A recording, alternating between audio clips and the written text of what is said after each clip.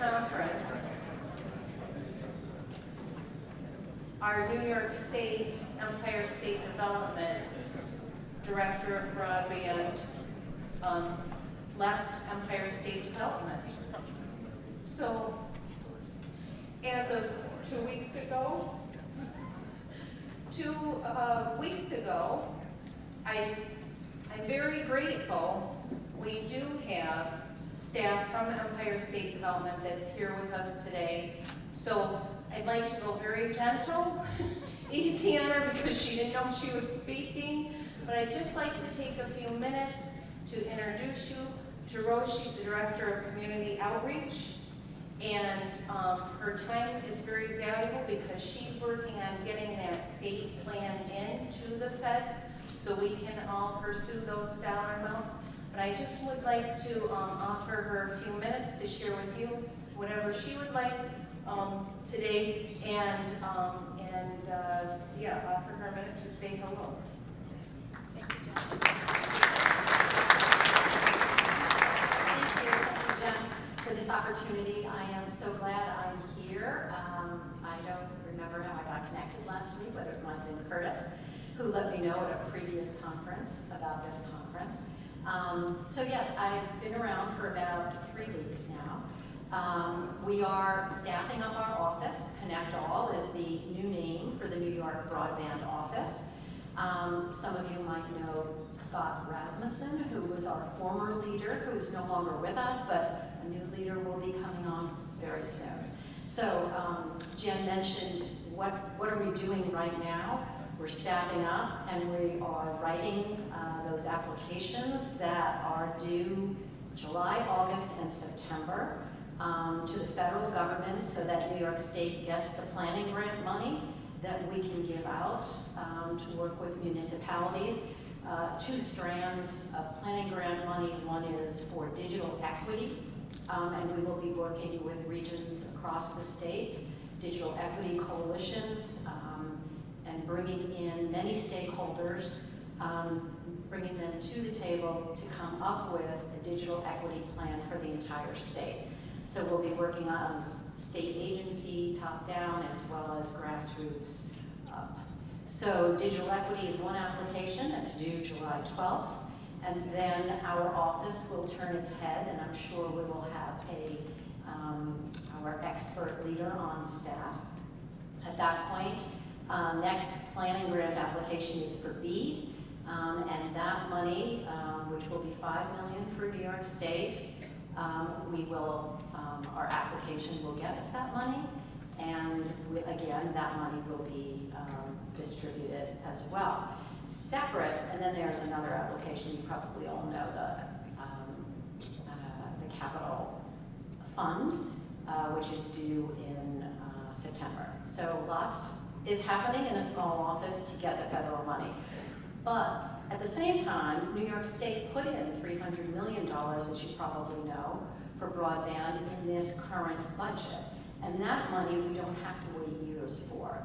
The first pocket, or the first bucket of money that will be given out from our office is for local planning grants. So we heard about other money from Curtis that's available for local planning grant. New York will also be working with municipalities and nonprofits to help them plan their municipal public access infrastructure for broadband. So it sounds like there's a lot happening already, but our money will be for engineering and planning TA. So as the Director of Outreach, yes, we want to know who you are and if you're interested. So I'm trying to collect networks and names so that we make sure that information gets to you.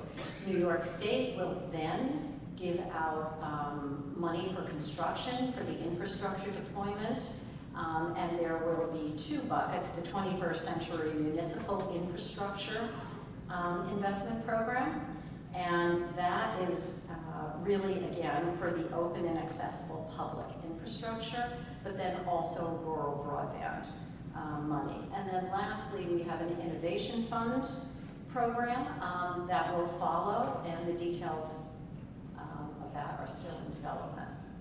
So I think that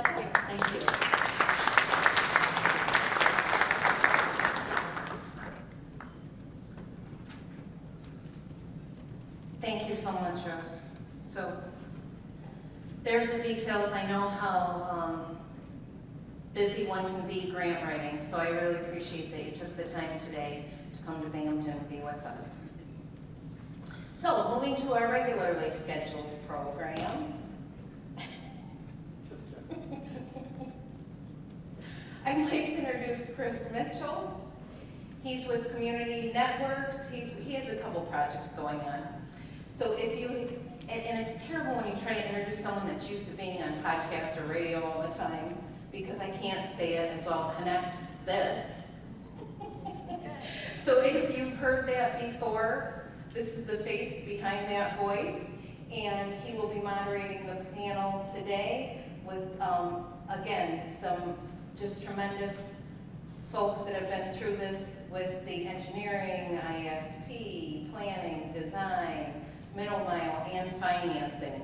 So, yeah, keep your pens bright to write notes for this session as well, and I'll turn this over to Chris now. Thank you. Thank you. So I am Chris Mitchell at the Institute for Local Self-Reliance, and I did put quarter sheets on all of your tables with two of the shows that we do in multimedia. Kim is a regular guest on the Connect This show, and all of our shows have an element of humor to try and keep people engaged throughout them. I wanted to note that on the most recent episode of the Community Broadband Bits podcast, Scott Rasmussen came on in the last acts as he was walking out the door. In fact, he was late to leave his office on that last Friday doing an interview with us that's at the top of the feed right now. So if you look up the Community Broadband Bits feed on any of the podcast apps that I'm sure all of you are obsessed with, you'll find that Scott is right in there with some background on what New York's been doing and some of the history and some of the planning. Before I introduce the panel, I wanted to share just two quick things. One is that I've been doing this for 15 years, and by this, it means a lot of different things within this nonprofit organization where we focus on local solutions to connecting everyone with high-quality internet access. And that's given me an opportunity to really see how things have changed and how things have stayed the same. One of the things that for folks who are a bit newer might be interesting, and for folks who are older usually get a kick out of walking down memory lane, is when I started, the discussion was over, do we need fiber? That Wi-Fi thing seems pretty cool. We're gonna solve everything with Wi-Fi. That fiber is like, that no one's gonna use fiber. And when it became clear that that was not a good solution, and that was so many iterations of Wi-Fi ago, there was this talk about WiMAX. Well, Wi-Fi, sure, we had some hiccups, but WiMAX is gonna solve all of our problems. And then that died a lot more quickly, and then came 4G LTE. 4G LTE, once we get that everywhere, no more problems, everything is solved. And as we went through that, and as 4G LTE really made impressive leaps and bounds, we still found that we needed a long-term solution of a wire to people's homes to provide that high-quality service in most cases. And that's when we came to 5G. Most of you have seen the 5G hype. This has been going on for now 4 years, I think, of claims that 5G will solve all of our problems. And I'm excited to say that I think it will be a couple of years before we move on to the 6G train, although if you pay attention, you'll see the discussions from the labs about 6 and 7G and the plans for how cool they're going to be. These are all cool technologies, but fundamentally, we need local solutions that are rooted in actually solving community problems. So the second thing is that the point is just that we've been here and we've heard promises for so long. In 1996, we embraced the idea of competition in telecommunications. We got it in telephone. We got it in cable for television and telephone, but we're not getting it in broadband very well for most of our communities, and that's a major work in progress. Anyone that tells you that it's just going to happen real soon now without any effort on your part, I would ask them to put some money on it, maybe. I don't know. And so that's the second point. The third point is related to that, and it's very short. If anyone comes to you and says, we can solve all your problems, and they haven't actually talked with you yet about what your problems are, you should not spend any time with them. Time is pretty valuable right now. There's a lot of things going on. And this town actually turns out is connected to snake oil. In fact, Last night we learned about the swamp elixir. Is that 100 years ago? Bob told us the story last night at Kimmler or Remlix, which is the old Kimmler building, I believe. And so anyway, got to taste that. The swamp water never goes away, right? Like it's always going to be here with us. So beware the snake oil salesman. There's a lot of them out there. So with that in mind, we have a panel, and usually we try to have a good time with my panels. They're very discussion oriented. But don't take any lack of seriousness from us as a lack of how serious we take this. It's just that many of us have been in it for a long time. We've seen a lot of the same things. And we have a good time with each other. So with that, I would like to introduce our panelists, and I'm going to introduce each one just quickly by title because the bio is in the paper in front of you, a deeper bio. I'll ask them just very briefly, ever so briefly, to share with us a little bit about their background, but then to answer a short question that will kick our dialogue off. And that question is, what is one thing that you think you want to share with the audience when you hear the question of how are we going to connect folks in the most rural areas with broadband access? And I'm going to put that first to the person on my right here, Joe Starks, who is the president and founder of ECC Technologies, which has been around for quite some time working in this space. Well, they tell me I've been around for a while, and after coming back here, I kind of feel like it. So, something you don't know, I'm a native of Binghamton, New York. I grew up on Susquehanna Street back in the 60s and 70s, and I've seen a lot of changes here, but I've traveled around the world dealing with broadband issues, and I'm happy to be here today. And when Jen said, hey, would you come and do this? I'm like, that's a neighborhood, I've got to do it. I owe a responsibility to the community to do it, so I'm doing it. My company is ECC Technologies. We've done broadband programs for well over 20, almost 22 plus years, from Alaska to California to Florida to New England, and everything in between, including Canada. So we've been around for a while. And the one question I think that I would stress, and I think the panel before us did a great job of bringing up the planning. But the one thing that we see in most communities that try to take these projects on is they focus on the money, right? It's money, you gotta get the money, And one of perhaps the most important elements that doesn't get addressed is the pre-planning. What are you gonna do when you have the money? Do you have political buy-in? Do you have residential buy-in? Do you have everything you need so that when you get that money, you're ready to go? And a key question that a community would have to ask is, why are you going to spend $20,000 to wire a home with broadband when folks, you're using taxpayer money? So when you start thinking about the planning process, questions like that need to be answered up front before you get that money and actually spend it. Thank you. A very perfect role model for the length of time and good use of the microphone. We're going to move on to... Are you talking about me, Chris, when you say that? Like, that I need to pay attention to Joe? Okay. I hope you've learned something today, Ken. Okay, thank you. We're going to move on to Chuck Bartosh, who is the GM General Manager of New York Point Broadband, and a man that feels so confident that he shows up wearing the T-shirt. Always love that from our tech people. Usually I come in shorts. Sorry. I think It'll go on. This one? All right. I usually come up in shorts, as many people have actually said, oh, I've never seen you in long pants. But I made interception for today. So yeah, I'm Chuck Bartosh. I've been doing broadband or some kind of internet access for 27 years. We started in 1995 doing dial-up. We were one of the first in the United States to do DSL. May have been the first to do DSL in '96. We did start doing fixed wireless in '97. We used to do ISDN, and Verizon was Tel back then. Used to call our staff to find out how to configure their switches so they could do ISDN. So it was kind of that legacy of things. But we always tried and did new things. We started doing fiber to the home. I've done, I think we've had 8 state grants now of various sorts. And there's lots of, and the broadband program office, by the way, is great. And their current person, Robert Johnson, who's not here, is fantastic to work with. So if you guys get a chance to work with them, they really, really help.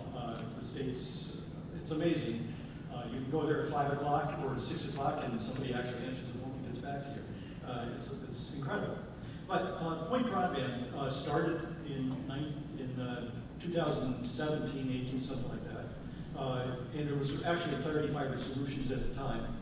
And I'll try to be, I guess I won't tell the story, but how it started here. But we recently, the parent company got bought, or the parent investors got bought out by GTCR last November 30th.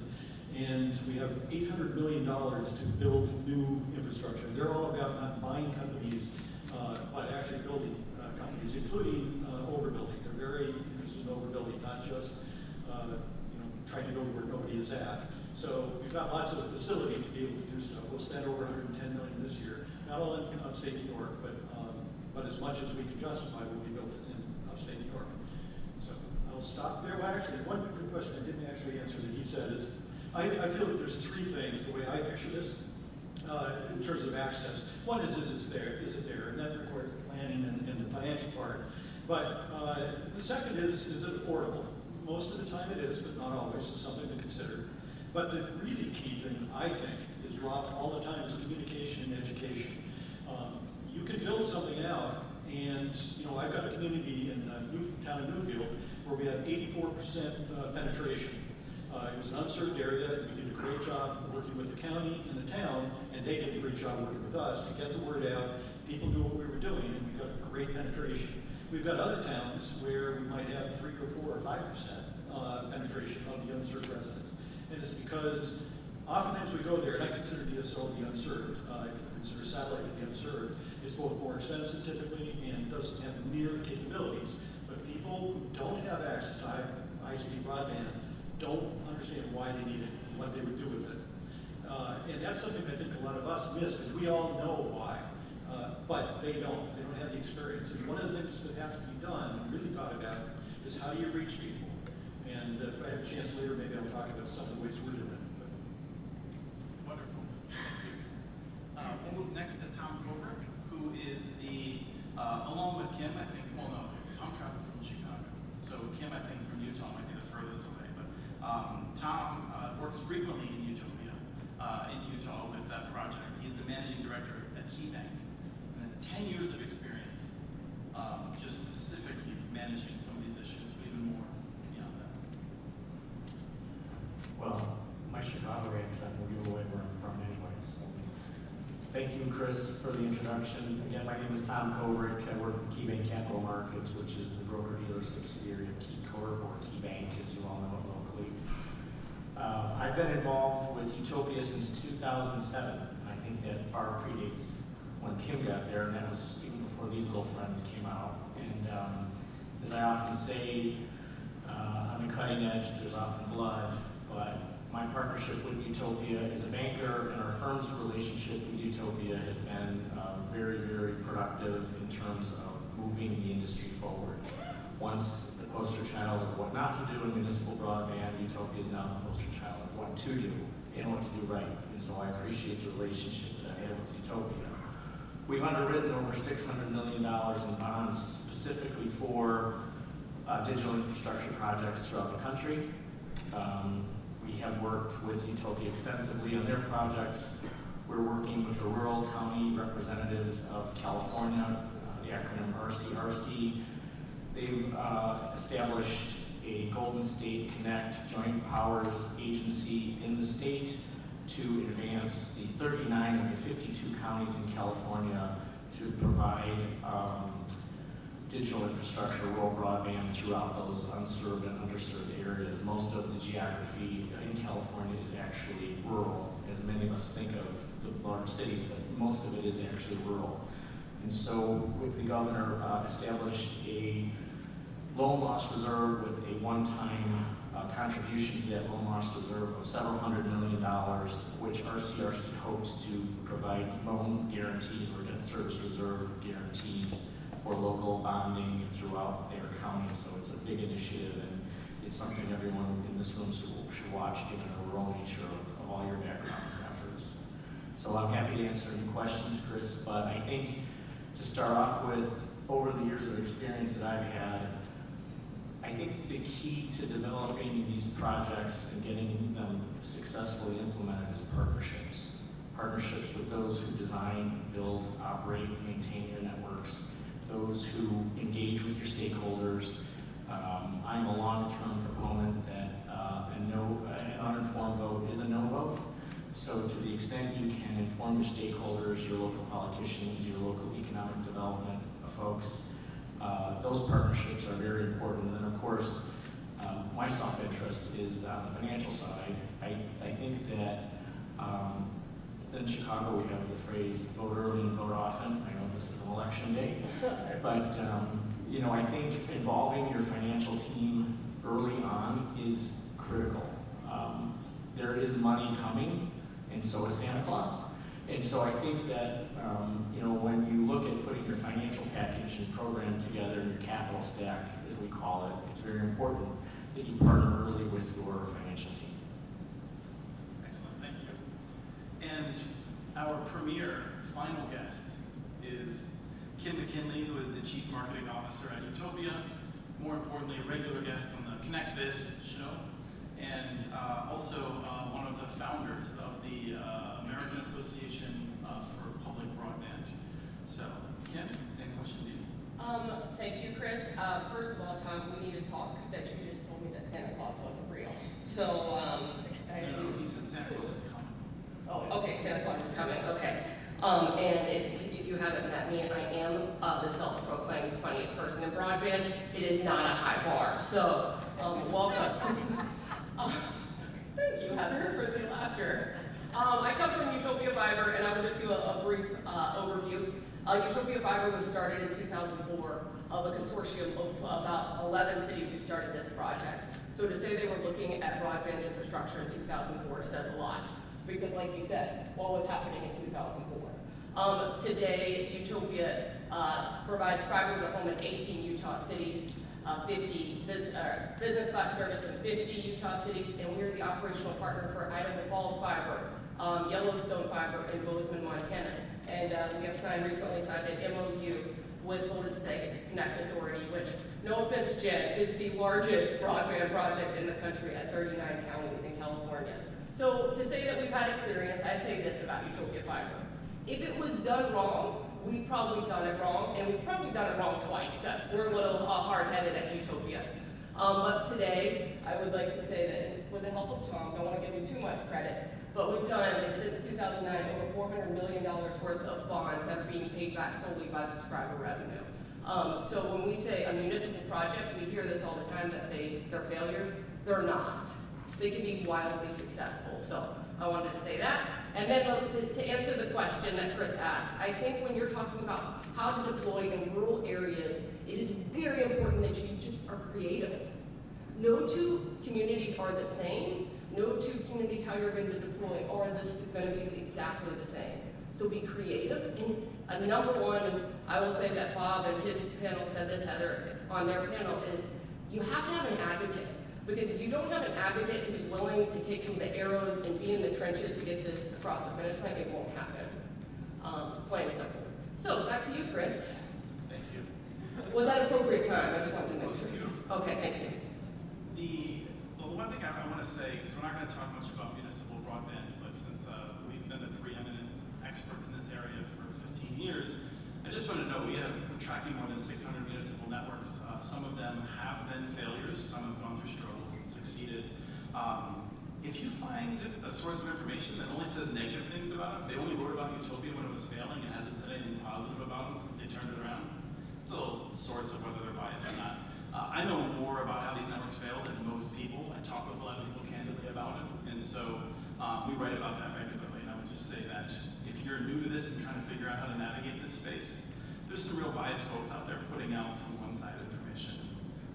It's best to talk to the folks directly on the ground to learn more about them.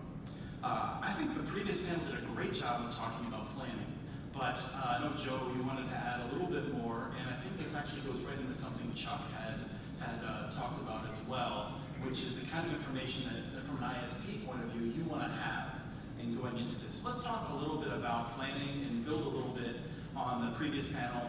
I would just start off by saying that Carolyn's notes about what you did in putting those spreadsheets together and collecting that information is brilliant. Too few people do that, and that was terrific work along these lines.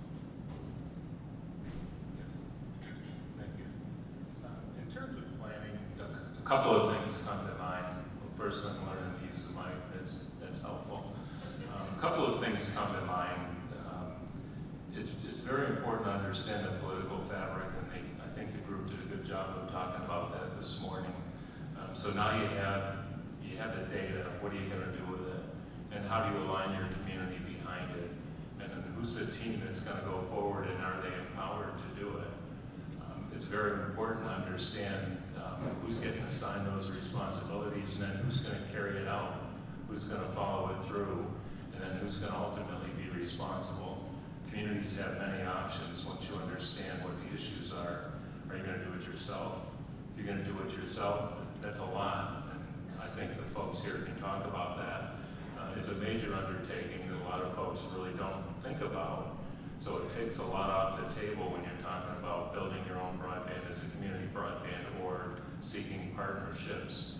It's a lot easier to just pull up a partner such as Chuck or one of the other providers and have them solve it for you if you've got the money, but how do you really understand it you solve your problem? So going forward, you really need to pay a lot of attention to what's going on before you get to the point that you actually have money or you apply for money.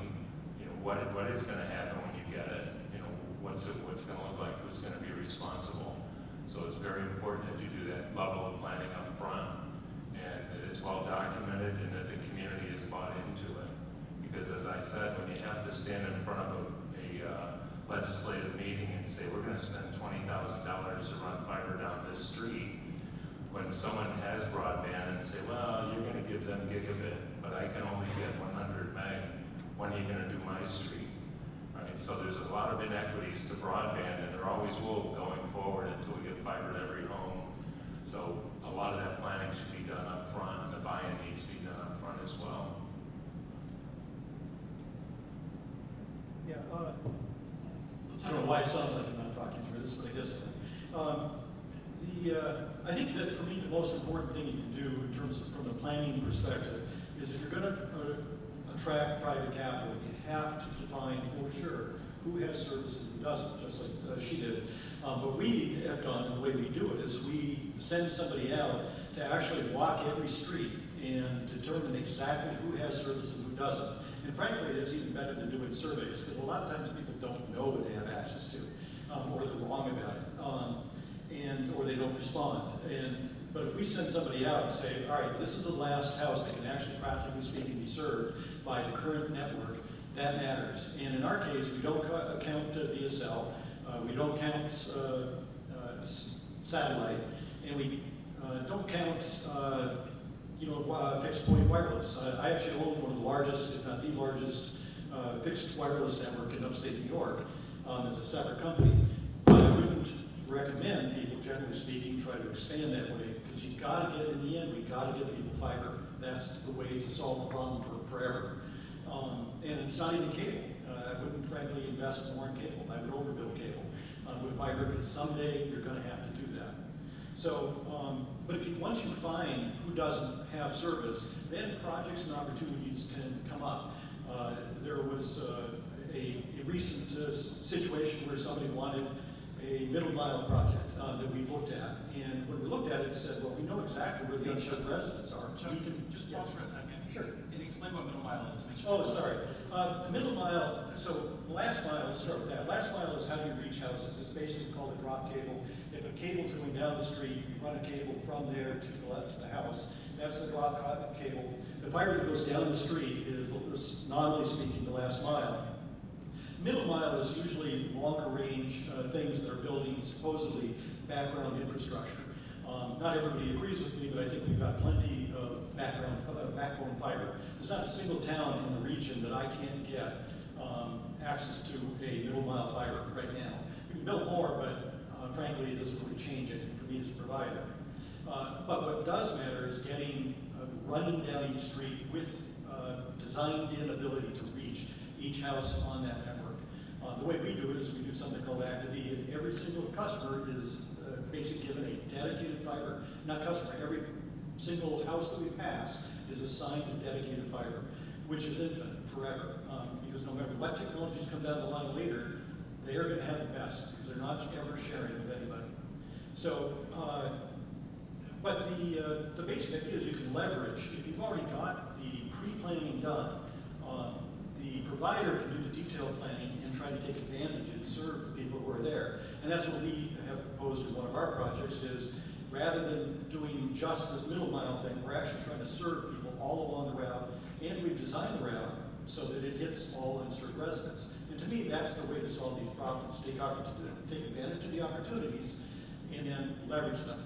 The one thing I think that's there are some mistakes that people make. One is we overlearn our lessons.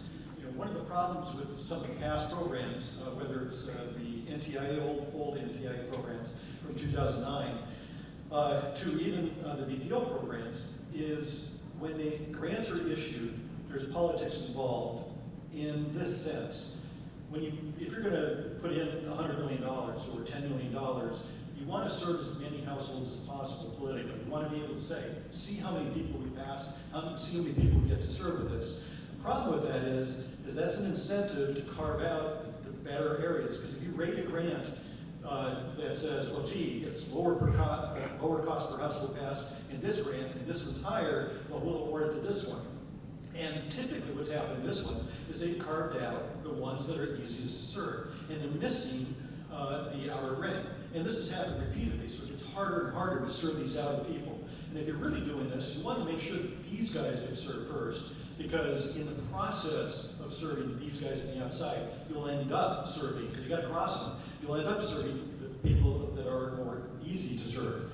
So in the where I say it's a mislearning lesson, to some extent the horse is out of the barn. We've already carved out all the great areas. And so when you look at it, you can't say, well, gee, we want something to do every unserved household in the county, for example. Because I may be over here, and a competitor may be over here, and it makes sense for me, potentially, it's cheaper if I do what we call an edge out to serve the unserved residents that are near me. It doesn't make sense for me to get way over here and serve these people who this guy could actually serve easily. So partnerships between ISPs to actually solve the problem, in my view, is what you want. We can still overbuild each other, that's our choice. But if you want to make the best bang for the buck, you got to look at where we're at today, not where we were 10 years ago. Thank you, Chuck. It's easier to interrupt people when they're not making important points. I do want to have more of a discussion base, but I didn't want to interrupt that because I do think that's an important lesson from someone that's actually doing this work and has experience as to how you lay out the networks that policymakers don't always get. So I do want to move on a little bit in the conversation to ask Kim, as we think of sort of the in-between land of where we were, I think there's an unspoken assumption that is spoken in the federal legislation and a lot of state programs as to, oh, it's pretty clear, like this is a group of people that is unserved, this is a group of people that may be underserved, and this is a group of people that are well-served. And I think we don't actually see that on the ground. And I wanted to get a sense from you, because I get the sense that people that are reaching out to you for help and putting tens of millions of dollars on the line for you are doing it often where they already have what would be considered good service. Yeah, I think that's a really important point, Chris, because I think that we keep hearing these words unserved and underserved and what that means and what the definition that the FCC, what NTIA is saying that those are. Well, the last, and I will just spitball this because I think this is accurate, but the last 5 cities that have come on the Utopia network in the past couple of years are cities with 2 major incumbents in them. And these are not incumbents who are only offering, DSL. They are offering 1 gig service. And these cities are putting some backstop on the line to say that their communities need more. And I think one of our chairmen of one of our boards said it best. He said that these communities, they don't care what the FCC says. They want more and what they want to be served in a robust connectivity for them. So it's that we need to stop this conversation of only the people in this country who need broadband are the ones who are underserved or unserved. Everybody in the country needs robust connectivity for the economy and our future. Kim, what are the take rates in those cities? Oh, I mean, our take rates in some of these cities with 2 major incumbents are close to 70%. And because I think what we're seeing from incumbents is people are sick, and I won't ask anybody to raise their hand, but people, the Net Promoter Score or the Google ratings for a lot of these companies are really not at 5 stars usually. So they're just sick of being treated like they don't matter. And on the Utopia Network, we have over 1,600 reviews at this point with a 4.5 star rating, because there's nobody who understands their community more than the people who live in it and work in it. I want to give a moment for people who are sitting there with some steam in their, ready to come out of their ears. If you're in a rural area and you're like, are you telling me that we're gonna be building to some of these people that have 2 service providers before I get my first?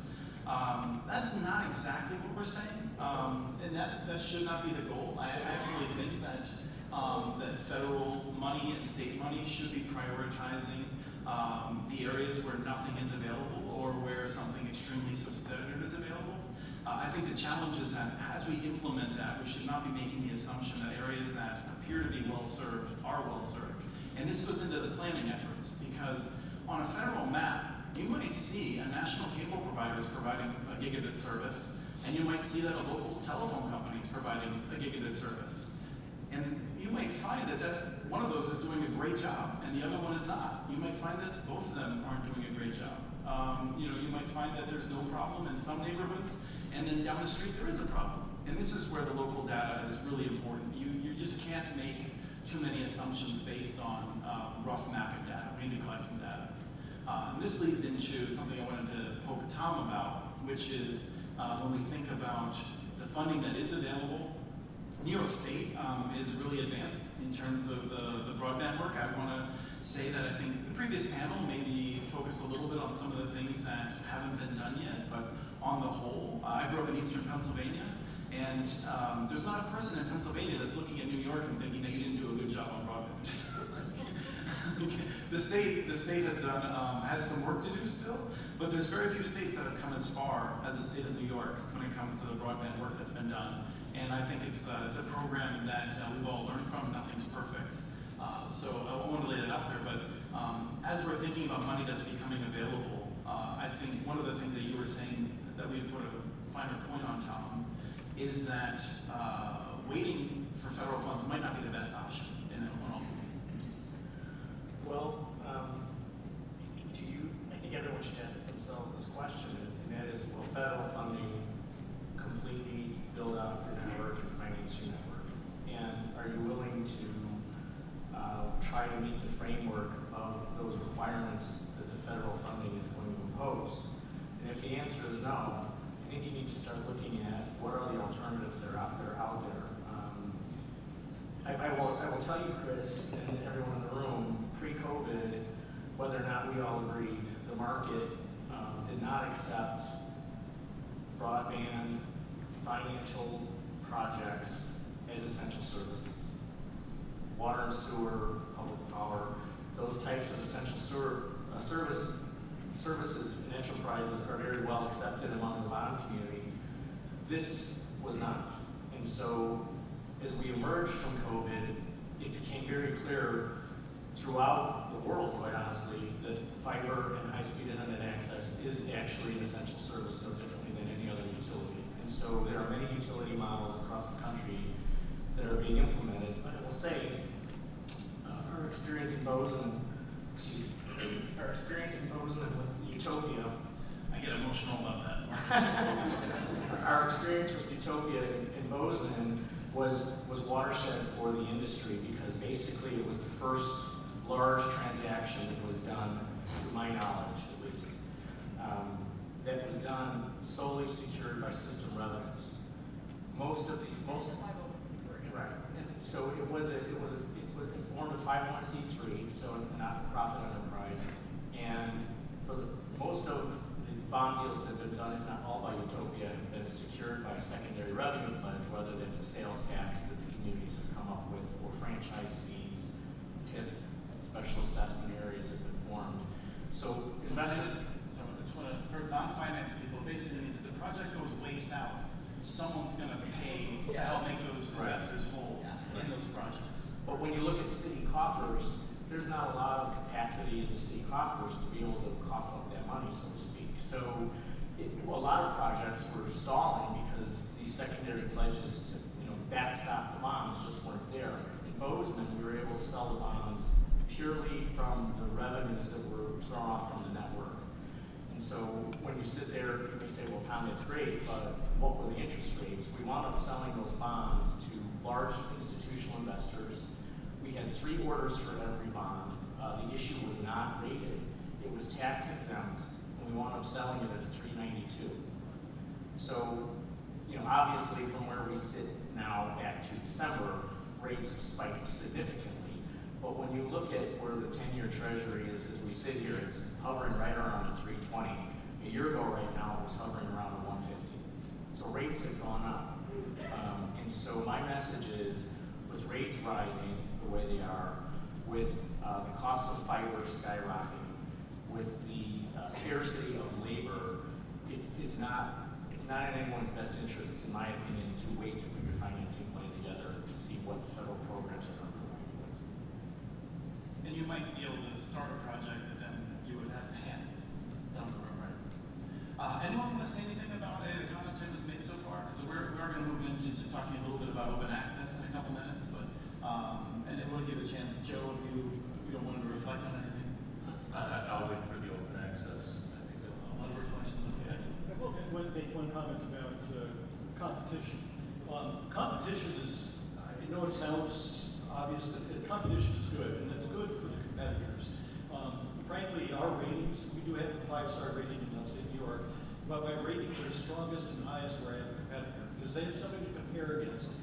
And when I'm the only choice, for the first 2 years or so, when I'm the only choice, people are like so thankful I came in, somebody cared, they did it. But after that, they want a choice, and people do need a choice. So that's something to think about, whether it's municipal, which I'm not a strong proponent of perhaps, but the fact is, if there's a choice, it's better.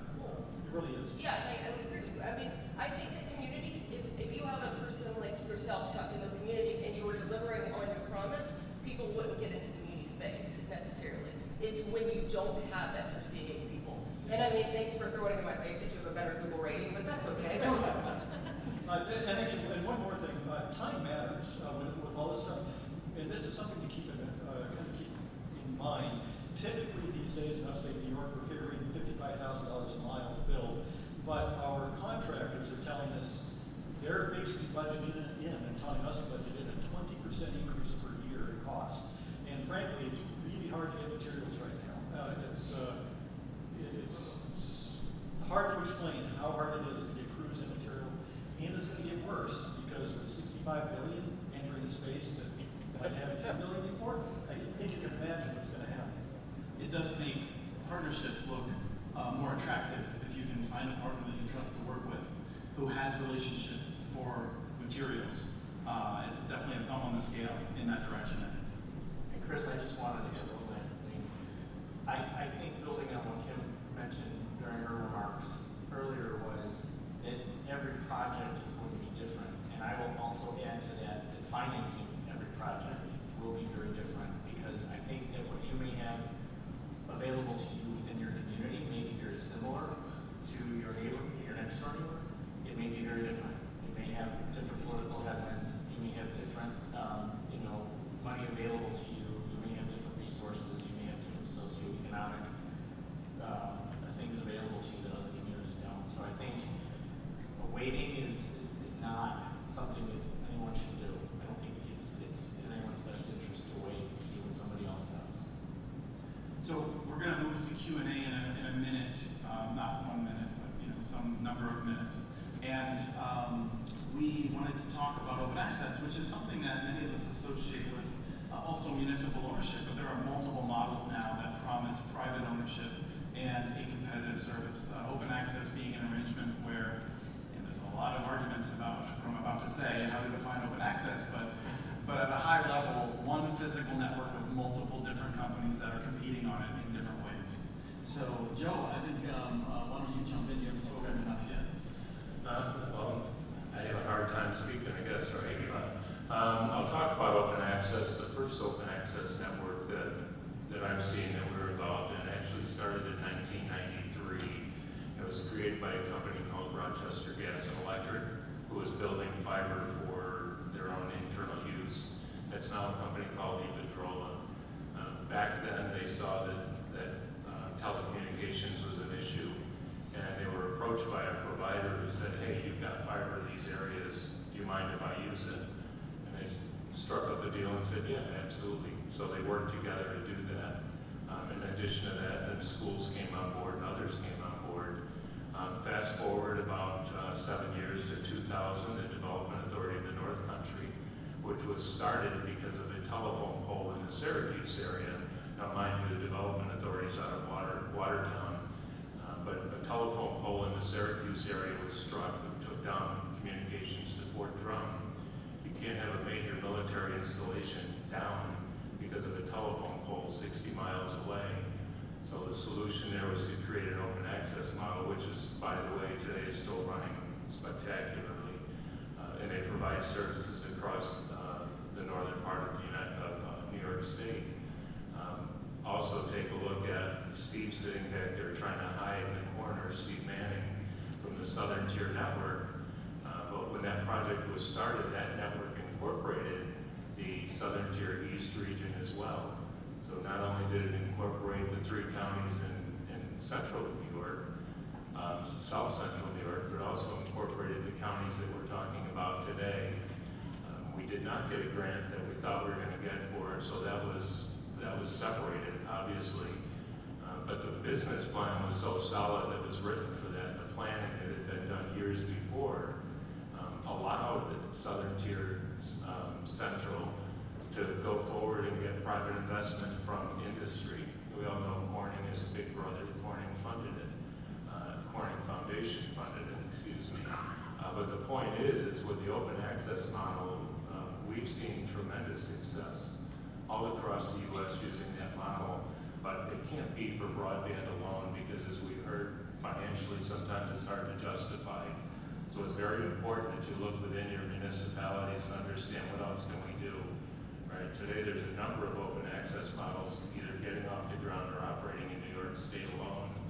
All of those incorporate education, all of those incorporate healthcare, all of those incorporate public safety. There's a lot of money spent by the municipal sector that when you start to look at how that money can collaborate and bring more resources to the table, it makes these open access models much better. And each of these models today that are running in New York, I would say have a minimum of 6 competitive carriers providing service over them.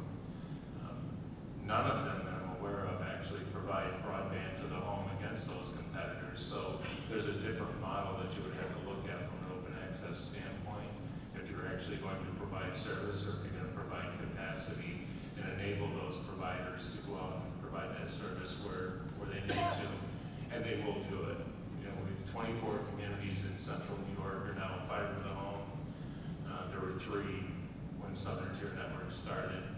So think about that, and that is continuing to expand across New York State as well. So I just wanted to draw a distinction in that in your words you're talking about middle mile open access in those cases.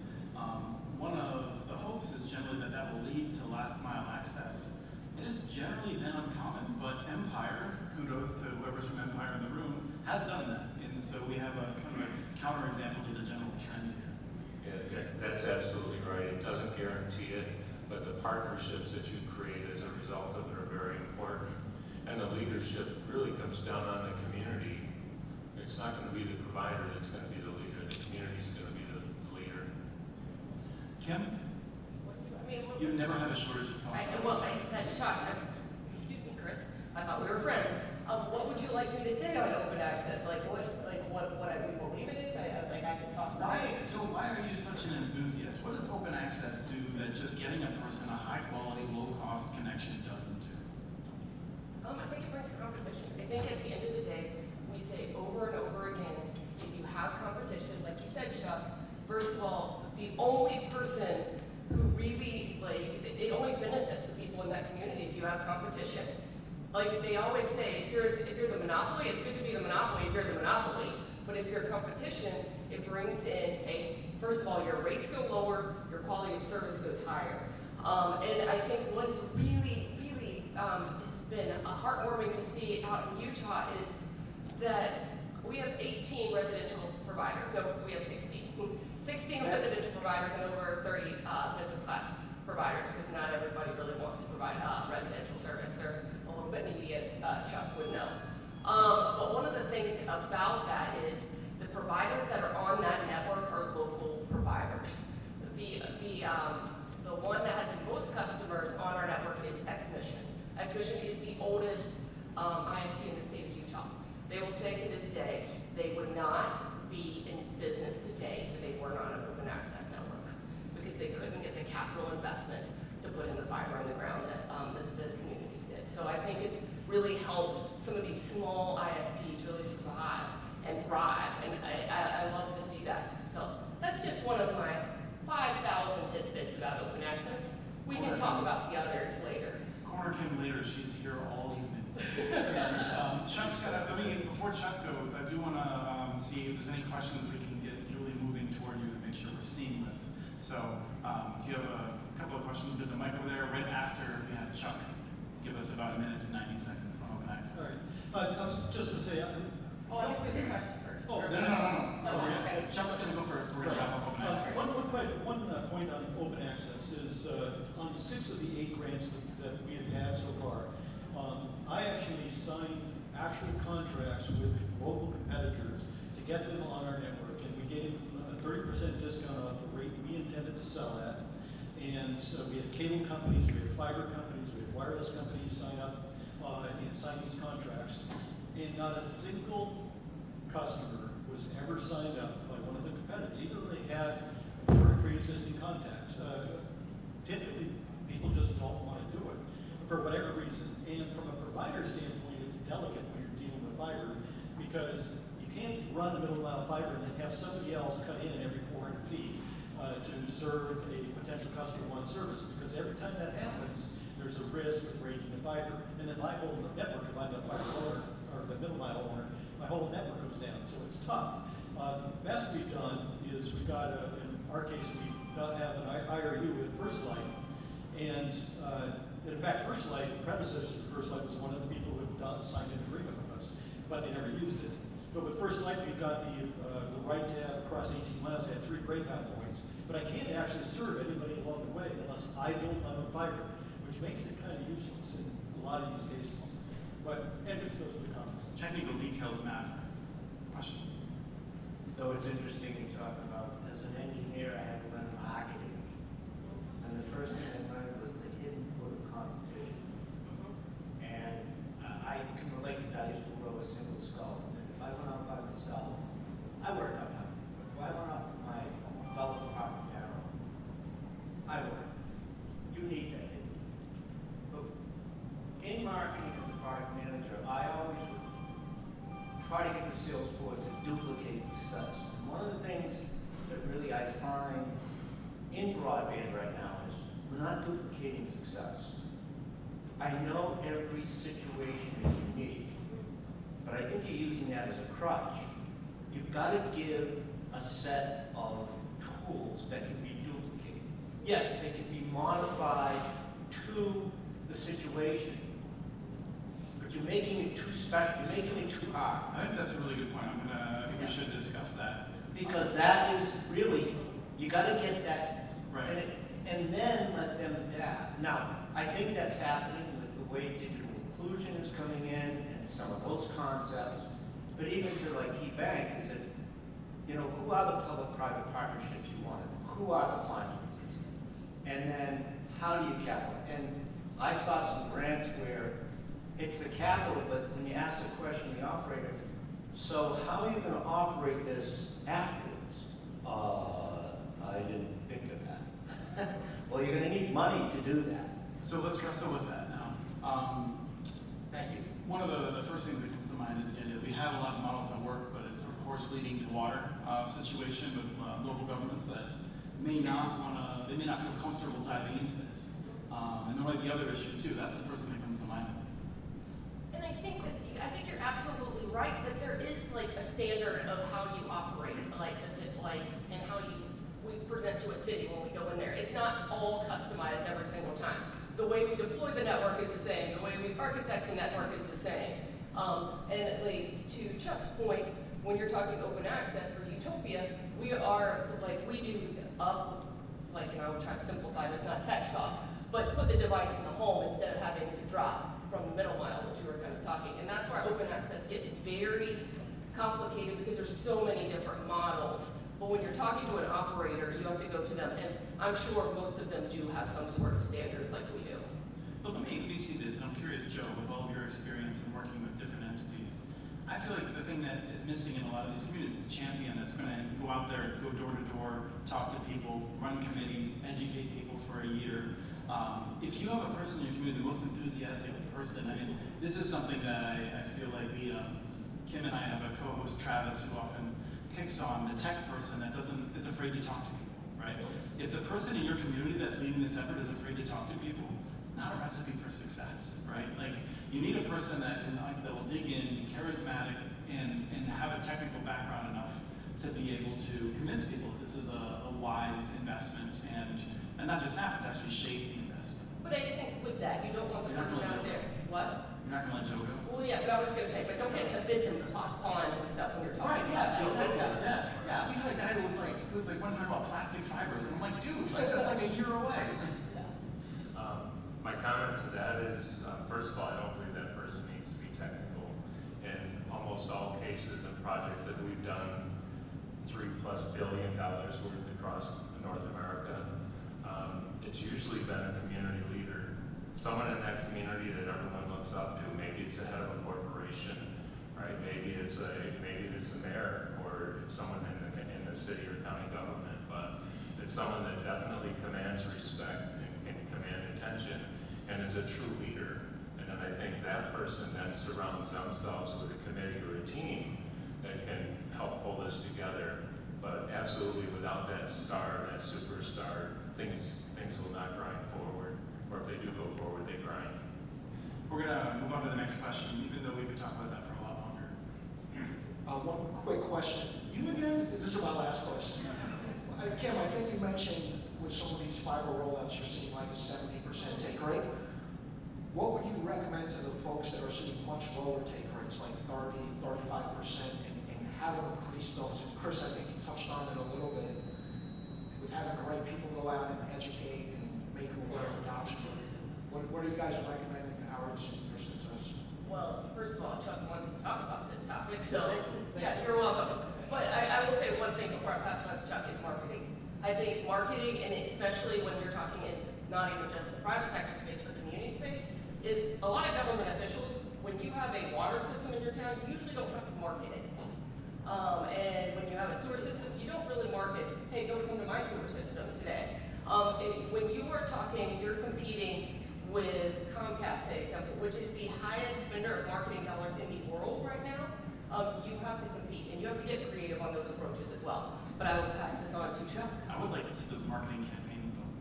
So this is actually a really key topic. This what I said was the third of the three key things you need. It's marketing, communication, education. We definitely have, here's some of the things we've done. We've done mailers, for example. We've done dozens of mailers over the last year in certain communities. And the problem is, in some of these communities, 50% of the people don't have mailboxes, so they're not going to get the mailers. You can do radio and TV advertising and newspaper, but it's like really expensive. You really can't afford to do a lot of that. And the question is, how do you reach people? And as I kind of alluded to earlier, one of the problems is, somebody can have a 3 meg by 1 meg connection, and they think it's just fine, or a 6 meg by 1, because they've adapted what they do to what they can do. And trying to get them to realize that there's so much more they can do is almost impossible. And in fact, one of the things I typically say, and I truly believe, is that the future is symmetric service. You need to have as fast up as fast down. Our typical, over half our customers do gig service, 1 gig up, 1 gig down. But getting somebody who's got 3 by 1 to realize what they can actually do and understand it and feel it is really tough, because how do you get them to switch? And it's not always price. We met my corporation, my head office, made a mistake 3 weeks ago. They sent out to every single passing in upstate New York that we serve, they sent out to 9,500 passings. an offer for $59.95 per year for 1 gig by 1 gig, which is a really good price, I bet. And it's competitive with DSL at 15 by 0.5, whatever it is. We had one taker. Not because of reputation, but because you're not reaching people. And in fact, the way we reach people is we go door to door. I've hired 3 door-to-door guys. The problem with door-to-door is we work door-to-door Tuesday through Saturday, and 10% of the time somebody answers the door. When they answer the door, we close 66% of the people who answer the door. But if we don't knock and we don't reach them, we don't reach them. And so we've got some areas that are really tough, either because they don't understand why they would switch. And so the question is, how do you get experience? How do you reach people? One of the things we're doing is we're holding classes. And we hold, in fact, that's how we started my original ISP is every Saturday I held a class. And I'd have the same people sometimes coming for weeks on end to the same class because they enjoyed it so much. I assume they learned something. It's hard to know. But they like my jokes because they changed every week. But what we're doing is holding streaming classes. So my door-to-door guys will knock on the door and say, hey, if you're interested in streaming, come to this class. It's a free class we teach you. Those are good lessons. At local library or town hall or things like that. The other lesson I do want to really communicate again is the last one. Sorry, is it's a mistake to have a top-down approach. I mean, the one criticism I have of BPO projects, and BPO is great. It really helped us a lot, but it was a top-down project. So we had no contact when these projects came down with towns. Our BPO grants covered 57 municipalities, most of which had no idea what we were doing or who we were, or why we were building in their town, because it was a top-down thing. My view is I never, in all prior grants, when I go into a town, I will not go into a town unless I've met with the town board, town supervisor, and they pass a resolution saying that they support us non-exclusively, but they support us and will help promote us, that they will try to expedite any kind of admissions or licensing that's needed, and will waive any fees they can waive, because you want to keep this as cheap as you can and try to expedite it. And as somebody We have a question lined up. time is of the essence when you build these things. It's cost escalating quickly. We have a question lined up right here. Yeah, I have a question for Tom, but first, Chuck, if you want to increase your 10% opening rate, have your folks go to the door with a large cardboard check and some balloons. I bet you that 10% gets much Do better. they still do that now? I think, maybe I'm dating myself. Anyway, We have some towns where you get 40%, so. yeah, Ed McMahon. So, Tom, question for you. You were talking about, let's call them old school investments in infrastructure, water, sewer, that kind of stuff, was looked upon favorably, but broadband was not, and that has changed. So my question is, are folks now bonding projects that include all of it together at one time? So are you talking about all of it together? What is all? Water, sewer, electric, broadband? No, because I think that we have seen public utility districts, particularly out of the western region of the country, where those types of enterprises are very common. Those public utility districts have implemented a broadband project, but they've left it away from there, even though they've guaranteed the deal with their system revenues, their existing revenues. They're not bundling things together. They want to keep things separated. But one place that we do see it is we've seen a number of places, cities and counties adjust their capital improvement plans to include broadband infrastructure. The city of Fair Lawn, Ohio did that. Rio Blanco, in the northwest of Colorado, very rural county, they did that where they applied. And I think Westminster, Maryland, not too far, they also have done this where they said, we have this money for infrastructure and broadband's pretty important, and we're going to try to pay most of that money back with revenues over the years, but fundamentally, this is infrastructure, we're spending it as so. And in a few places, we've seen them deliberately raise taxes in order to dedicate some funding for broadband projects. And I do think, and I don't want to wrap up, but I do think a lot of the utility districts were concerned about the implications on their ratings, their credit ratings. So they were a little bit reluctant to put everything in one basket. Again, the green shirt's gonna have to wait. We have one last question, unfortunately, so you can come up to us later. We'll bring lunch.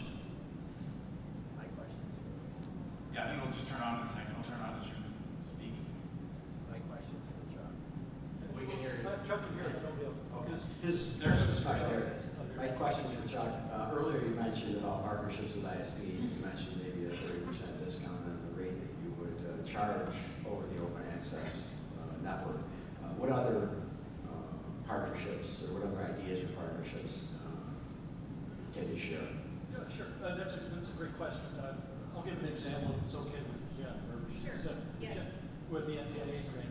So that's one something, Jen, there was a large area in the southern tier that didn't have service, and it was the hardest to serve people. I mean, incredibly difficult to serve. I forget how many people, but it was a $22 million application, something like that. And it was a few thousand people max that was going to serve. And when I looked at it, she had asked if I wanted to, and I actually talked to a neighboring ISP. I looked at the areas that we could do easily, and I talked to another ISP who had not attended. I think she had approached him too. And he was like, no, I'm not going to do that. And I said, well, look, you can do these areas because you're right there. It's expensive for me, so let's partner with her and do it so we can cover these areas. And, I'm a very big believer in partnerships and working together. It's a friendly competition. I do overbill that particular ISP in certain places and compete against it. But I don't, I've got other things to focus on because I actually care about serving people who aren't served. And I want the best way to do it. And that means partnerships. So I want to wrap up with a couple of thoughts. One is that in the work that I've been doing for 15 years, I've talked to local folks, and someone like Chuck is not in every community. Don't think that you necessarily have a Chuck. There are lots of local ISPs that have different incentives. Some folks are very focused on just doing whatever possible because they love the internet and they want to expand access to it. Some folks are looking to build a network they'll spin off in 5 years. Some folks have been, and there's people in this room who have been building in networks for decades, and they have a system that works for them, and they want to keep doing it because it has worked for them. There's a variety of internet service providers that have different incentives, and I think you have to understand that you need to get to know the ones who are around you if you want to work with them to get a sense of what their particular incentives are and how they approach these problems. The other thing that I wanted to share is that just a thank you for coming out here. Kim and I have been on the road doing this for more than 10 years, and it's really great seeing the amount of local folks coming out. I think many of you wish that you weren't having to learn about broadband. Like, you're probably hoping someone else would have just solved this already, but I thought broadband was the sexiest topic that we could be talking about today. well, it is for a small number of us. Okay. But it is truly super important, and elected officials all around the country are saying it is very important, but they're not going to meetings like this. They're not putting money into it. They're not doing the hard work. So I just want to take a moment to thank you all and to thank the Southern Tier 8 folks for putting this together, because this is how it's going to get done. So let's do a quick round of applause for you all.